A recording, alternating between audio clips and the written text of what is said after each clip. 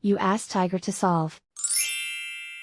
This deals with linear equations with one unknown. The final result is x equals -5. Let's solve it step by step. Simplify the expression. Simplify the arithmetic. Isolate the x. Divide both sides by -0.37. Cancel out the negatives. Simplify the arithmetic. Move the negative sign from the denominator to the numerator.